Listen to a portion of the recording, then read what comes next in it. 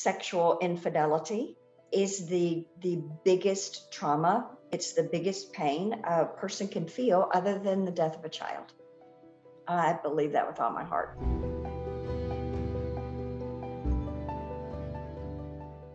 Welcome to Husband Material. Today, I am excited to welcome back to the show Marnie Ferree from Bethesda Workshops and my former professor in the PSAP program. Hi, Drew. Hello. How are you? I'm happy to be with you, and I'm excited to let people know about a resource you have co-authored with Rob Weiss called Out of the Doghouse for Christian Men. What a title! And the doghouse meaning the place where you go when you get caught cheating. Yes, it's interesting to me. We're talking about this book. I've gotten some significant pushback from via email from a partner whom I don't know. I get tons, just scads of emails, most of them from people I don't know, but really pushing about, and clearly she identifies as a woman and that she's an unhappy, betrayed partner. So I understand that completely. But it's like, but say, a helpful guide for men caught cheating, that makes it sound like they don't need to do anything unless they're caught, which is a good point. And that's certainly not the intention of the book to have a message like that. But yeah, what we do as addicts, what we do as people who are unfaithful, who practice infidelity, who betray, all of those terms, we put ourselves in, quote, the doghouse of relationships, and we harm relationships in huge, huge ways. And so I'm really glad that in your fabulous work and podcasts and stuff for primarily men who want to be husband material, and maybe they're not living up to that very, very well at the moment, to help them understand more the just devastation that their wives feel. So I'm really excited to be talking with you about this topic. It's very dear to me for a variety of reasons that I'm sure we'll unpack.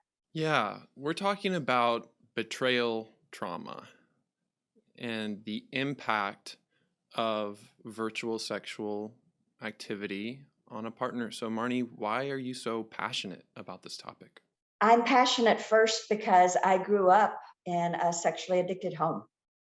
So I have been influenced and deeply impacted in a negative way by my father's sexual addiction, a pastor, a man who deeply, deeply loved the Lord, who did so much good for so many people, who I think was overwhelmed with shame all his life at his behavior, never found the courage to address it really at all. But I know what it's like to be in that sense of betrayal as a daughter and a parent and the impact of that. So I've grown up with that always. I identify primarily as a love, sex, and relationship addict myself. And I'll tell you for your listeners a little more about that in a minute. But very recently in my own journey, meaning within the last couple of years, I've discovered after 40 years of marriage that I also am the partner of a sex addict, that my husband had hid, my now ex-husband had hid pretty significant sexual acting out for probably decades. So, wow. I was very blindsided by that. I was well aware there were huge challenges in the relationship and a huge, huge disconnect that I had been completely powerless over and unsuccessful about trying to change for the last 15 to 20 years for sure. And so I was real aware of that. I wasn't naive about that, to think, oh, we have this great relationship. And frankly, I had protected that relationship in terms of publicly. I don't know. I'm exploring that now with my own therapist and spiritual director, some of the reasons, but probably because I, for a good while, still had hope. And probably also because I felt like that I had, people would say, you have such a powerful story. This is so encouraging. And I'm like, but gosh, what if they knew that my own recovery didn't translate into this happily ever after in terms of a marriage. That would just be so discouraging. And I felt like I was still on such a personal spiritual journey of deepening my own walk with God through all of that. And I'm very grateful for that, that I just didn't feel free to share it until this discovery. And now I am beginning to share it more publicly, like here. And it's the rest of the story for me. So it's a heartbreaking story. You know, I've worked with partners since the beginning. My mother was obviously the partner of a sex addict, and she was just astonishingly impacted by his sexual addiction. And knowing her heartbreaking story about that, my mother died when I was 3. And that part may be too long of a story for our time together, but I believe that a huge contributing factor to her death was my father's sexual addiction, because she chose to ignore significant symptoms of illness. And I think it's because it was the only way out for her. And so I have just had such a heart for partners of addicts, from my own story, especially from my mother's story, and now from my story as an adult female married partner myself. So I'm coming at this whole thing, it feels like from every single angle. And today it sounds kind of weird, but I remain really grateful for that, you know? Yeah, not necessarily grateful for it, but grateful in it. Grateful in it. In some ways, even grateful for it. I always say, you know, we prayed together before we started this podcast, and you mentioned, you know, thank you, God, for Marnie and her courage. And every time I just think, y'all, I'm not courageous, really. This is just my story.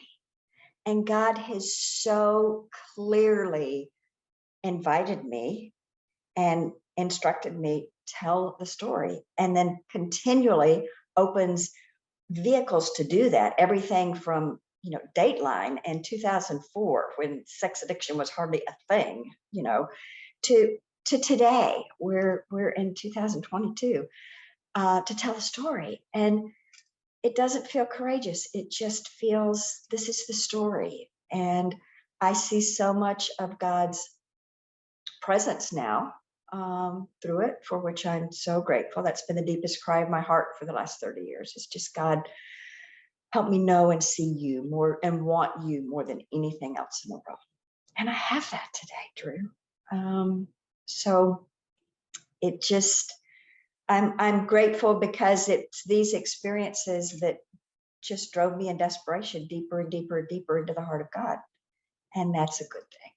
Thank you so much for telling your story and for helping us become a little bit more open to our stories. Marnie, this betrayal trauma was impacting you for a long time, even though you weren't aware of it. And now a lot of things make more sense. Yes. Yes, completely. And in many ways, the discovery of my ex-husband's secret was a gift. I had chosen to separate from him after 39 years of marriage, just because of it came to feel very emotionally abusive, the deprivation in that relationship of any kind of real relationship. We do life together really well. We can still do that, cooperate with our kids and grandkids, and, you know, different things when we need to. And there was just such a total absence of any kind of intimacy of any form for so long. And I just kept hitting that huge wall, and just could not get through, couldn't do anything to make that any different, and was myself getting more ill, always, emotionally, physically. I have an autoimmune disorder, and that was ramping up again. and just so much stuff about that. And so with the help of both my spiritual director and a therapist, really, and some dear inner circle friends, came to understand that this relationship was repeating the deprivation of my childhood in every way. And back literally in every way, I just didn't know one of the biggest ways in terms of the sexual betrayals. And I chose to separate. I had zero plans to divorce. I got so much relief from being separate, and just so much relief pretty immediately, and so much peace. And I was content in that. And to have this discovery then, after so many years of working on this to no avail, and because of his reaction to this discovery, which was not at all what we would teach and hope that people would do. Zero embracing of responsibility, much less any type of healing steps. Then I felt really free to be done. And so I am grateful. I'm grateful for that. And I understand my own story now and our marital story, especially the last 30 years since I entered recovery.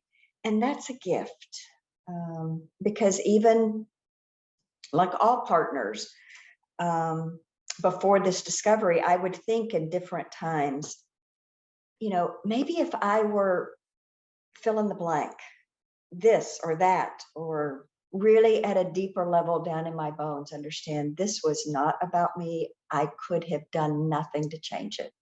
I tried everything, a lot of unhealthy things, especially early in the beginning, anger and resentment and all kinds of stuff, and a whole lot of really, really healthy relational things. When you do this, I feel this, and I'm going back to counseling. Will you come and be a part of that? Just everything. And it didn't make any difference. And it's a gift to me to understand that it didn't make any difference.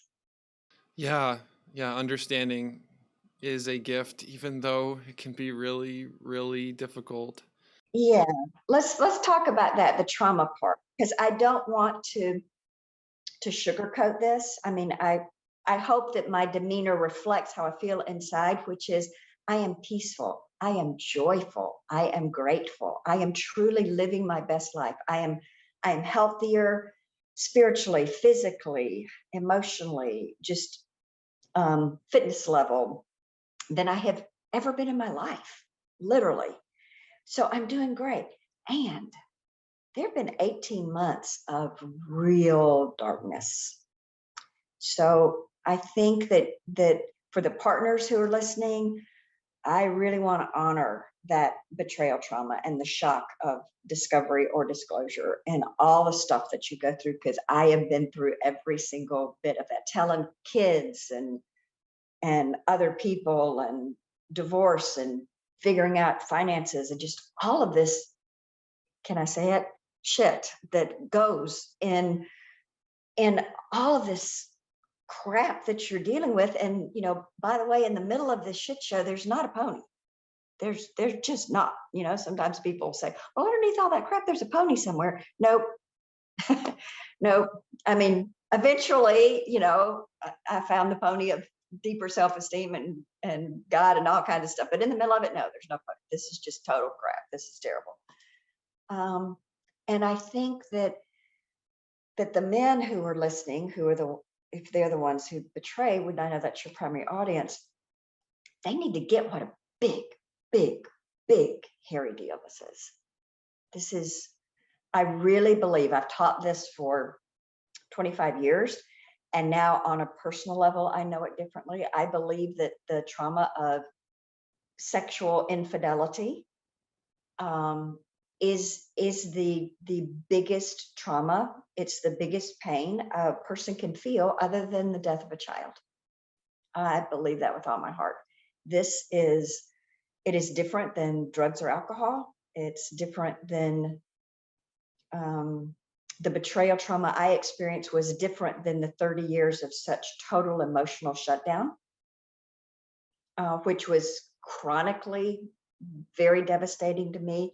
And not like this overt sexual betrayal trauma. It's just a really big deal. Can we talk about that a little bit? Because in the book, Out of the Doghouse, there's this research about virtual sexual activity and the impact of it. Is acting out with porn really the same as infidelity in person? It absolutely is. Um, Online, non-crossing the flesh line activities count, because Rob says infidelity is the betrayal of a relationship trust by the keeping of significant secrets from your romantic other.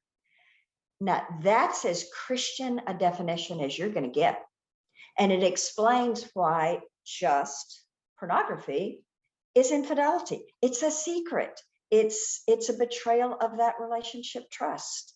And I've heard from partners for forever that one of the reasons that pornography and online activity is so devastating to them is that if it's a real life person that somebody's acting out with, then partners can kind of compare and say, well, I mean, she's maybe a little whatever too. And so maybe maybe I could measure up to that if I just did this or that or whatever.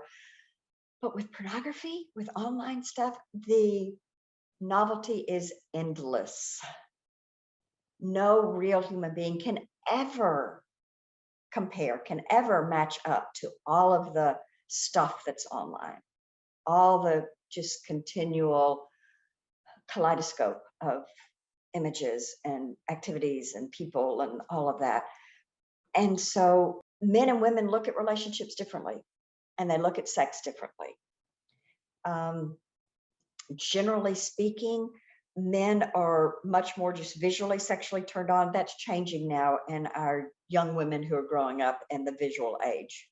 But still, there's some brain anatomy about that men can compartmentalize sex and are often turned on by body parts.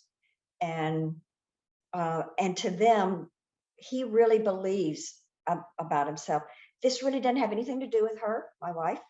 This is separate. I do love her. I'm actually even attracted to her. I just do this other thing. Women will never look at sex like that.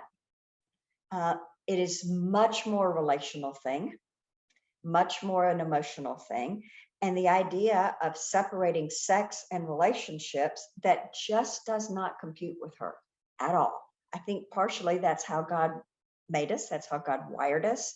The feminine brain is wired a little bit more for communication, for emotional stuff. And what are some of the ways we can make the situation better? Rob does a great job as well about that, and pointing out, Rob likes lists. So here are 10 things that make it worse and 10 things that make it better and whatever. I'm not sure there are 10 of each one of those, but you get the point. The first is kind of like, well, duh, continue doing it. But how many of us, again, I'm an addict myself. I've been in recovery for 30 years from my own, primarily multiple affairs. And we keep doing it. We'll say, I'm sorry, and I'm going to stop, and probably mean that in the moment, but to continue that behavior. So the first thing that would make it better is literally stop. That's another whole conversation, and you've got all kinds of good material about what that process looks like and resources and all those kinds of things. But to stop acting out with pornography or other online stuff or whatever it is that you're doing. So that's the first thing. A second thing is take full ownership. I'm wrong. This is completely about me.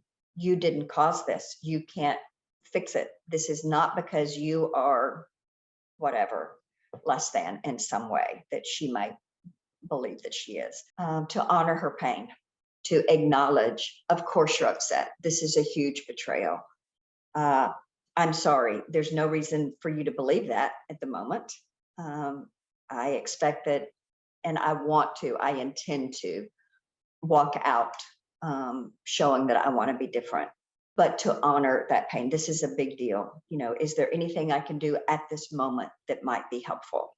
So to honor that pain, to actually get help, to then literally walk it out, to walk is walk and not just talk is talk, to again access great resources like your podcast and other materials from your ministry.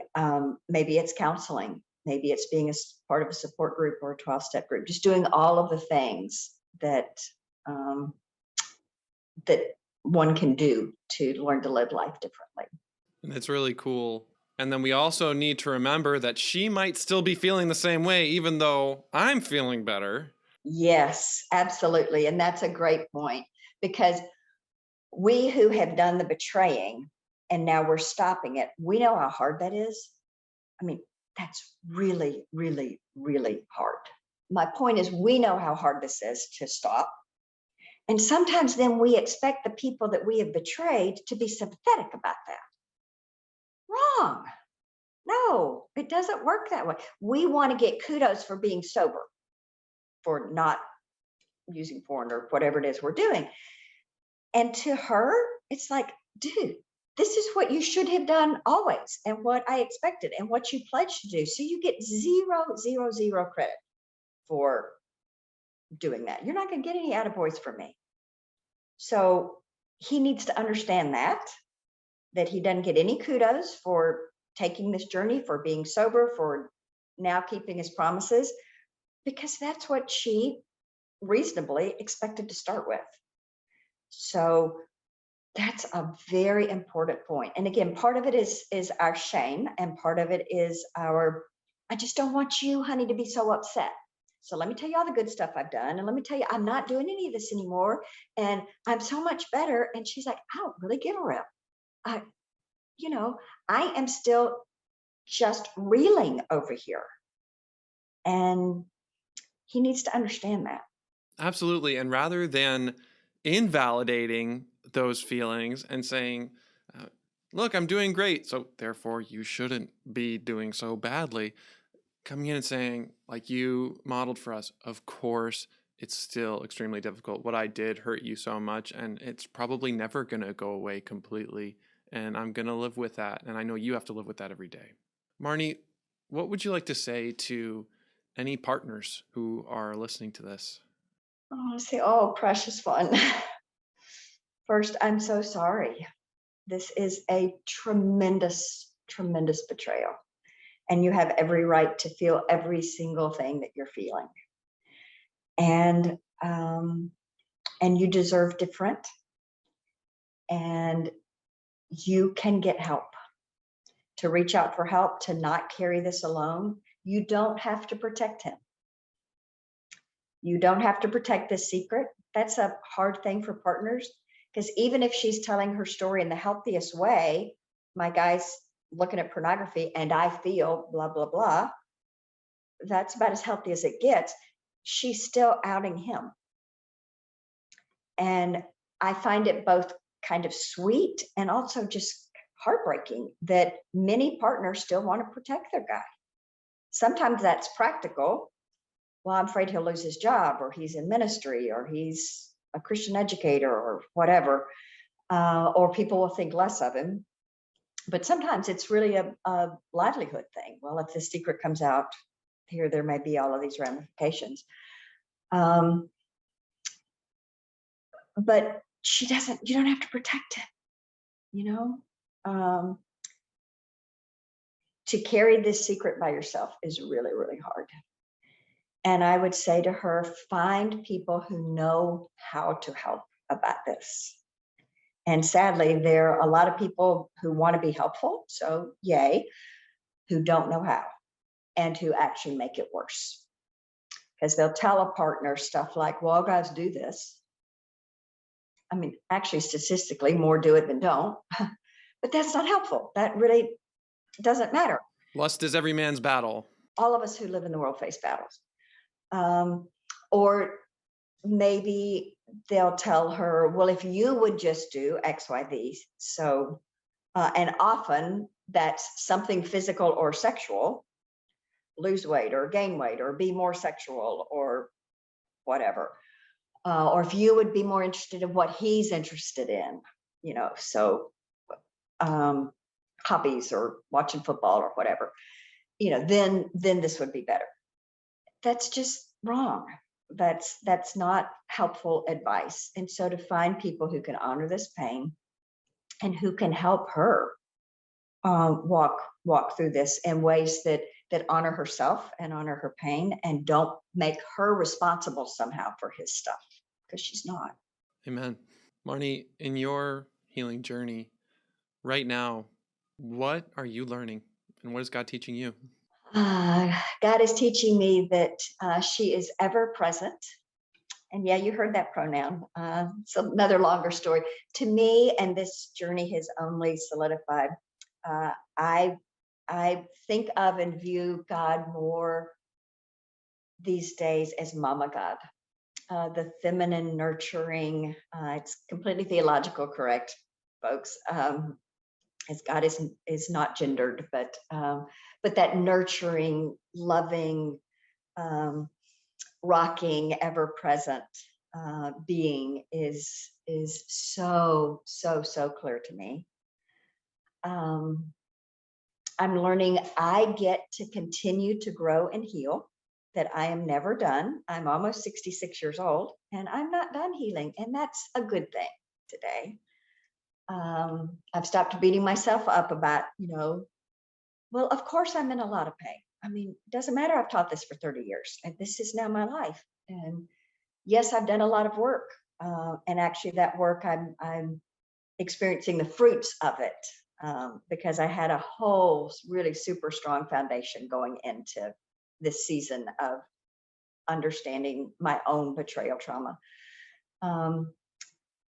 But I get to always be a healing, growing person. And that's a good thing. I have seen in a different way how important support is. Again, I've been blessed to have support for a long time since I entered healing journey from my own sex and love addiction in 1991. I've had a great support system, and nothing like it has been in these last couple of years. The support that I've engaged has just been astonishing, and I've needed it at a different level. And I've also realized that I'm benefiting from it because I spent 20 years creating it. I spent 20 years really investing in and tending to relationships with healthy others. And part of that was because there was so nothing in my marital relationship that was a healthy coping mechanism to really have deep, healthy, appropriate relationships, and largely with other women. And so I got to reap the benefit of that. But here's a surprising thing that I've also am learning, Drew, which is I think somehow I kind of thought, and maybe even I taught this, I kind of hope not, but maybe I did, that if you had the right resources, and especially you had your people, the kind that you could call at midnight when you're coming unglued or whatever, that would be enough. And I think what I believed was that would either take the pain away or make it not hurt so much. And that's not true. What I've learned in these last couple of years is the pain is just astonishing. It's just agonizing. And even connecting with really healthy, safe, completely supportive, great others, like 10 times a day, some days was not enough to begin to soothe that pain. And I was surprised by that. And I think that's something that we need to be honoring for people who are in pain. And in this case, for betrayal trauma people, that this stuff, life is hard and this stuff just hurts. And what that support system, the difference that makes is I never once felt alone. I wasn't alone. My mama God was right there, and she was right there in the voices and texts and emails, and sometimes, I mean, I've done this in a pandemic, but eventually now, in the hugs and bodies of supportive people. And no, it didn't assuage that pain, and I wasn't alone in it. And that does make a huge difference. It didn't take away the pain, but it did take away being alone. Yes. And that's worth a lot. Yeah, that secure attachment. Marnie, thank you so much. You're welcome. This has been good. I'm not talking as much. I mean, I've talked for 25 years about my own story. So this one is newer for me. So thank you for making this easy. You're welcome. And for everyone who wants to check out this book, To Escape the Doghouse and Rebuild Your Marriage, Out of the Doghouse for Christian Men is a redemptive guide for men caught cheating, which includes pornography, and it can really help you take some next steps towards becoming safer and really helping your partner heal. And the link to that book and to Marnie's amazing workshops and other resources are down in the show notes. Marnie, thank you so much. Thank you, Drew. Glad to be with you. You're welcome. And guys, remember, you are God's beloved son. In you, he is well pleased.